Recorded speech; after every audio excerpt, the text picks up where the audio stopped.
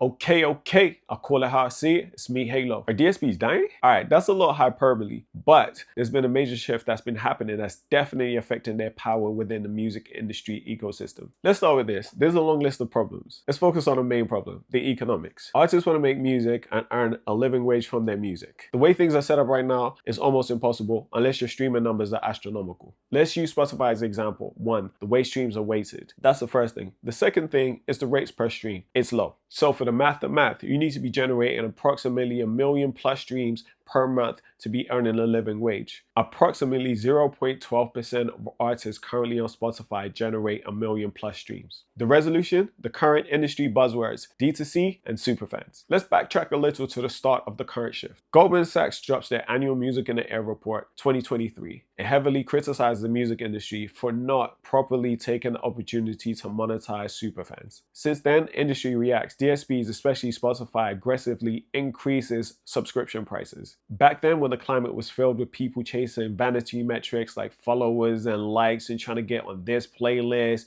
pre-saves, etc., smart artists and their teams reacted differently, started focusing on who really matters. The fans. And what helped with that was obviously evolution of tech and more platforms emerging that allowed that to be done at scale. Data matters. Social media is the biggest discovery tool in the music industry. However, the users don't own the data on there. Imagine someone spending time, years, and energy building a fan base and a community on there, and something outside of their control happens and their account gets taken down. That would be catastrophic for their business. So the smart artists and their teams reacted accordingly, started collecting data, started building communities on platforms like Discord, Telegram, offering incentives like exclusive content in exchange for subscriptions on platforms like Patreon, live streaming and live interaction with fans directly on Twitch, in real life pop-ups, doing small shows, and then to the music, and you have platforms like Bandcamp that's been there for a while, and more recently even that's been making monster waves, which allows artists to drop music, merch, show tickets, etc., selling directly to their fans. Back to even making monster waves, you even have artists on major labels dropping music directly through even to their fans. Wale,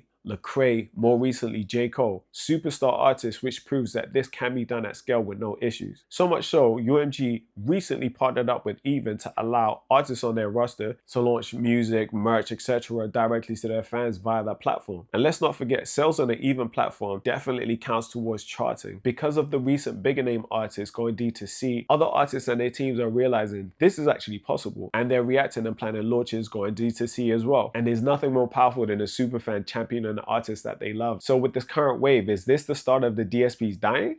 I'll call it how I see it. It's Halo.